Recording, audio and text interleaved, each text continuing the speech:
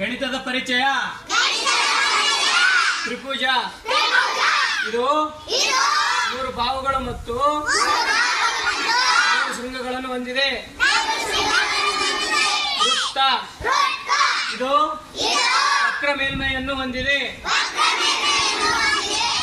ಚೌಕ ಇದು 4 ಬಾಹುಗಳು ಮತ್ತು 4 ಶೃಂಗಗಳನ್ನು ಹೊಂದಿದೆ.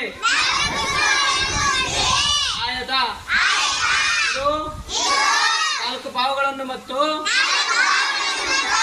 4 ಶೃಂಗಗಳನ್ನು ಹೊಂದಿದೆ. ತ್ರಾಪಿಜ್ಯ ಇದು 4 ಬಾಹುಗಳನ್ನು ಮತ್ತು 4 ಶೃಂಗಗಳನ್ನು ಹೊಂದಿದೆ. ಪ್ಲಸ್ ಕೂಡುವುದು, ಮೈನಸ್ ಕಳೆಯುವುದು, ಇಂಟು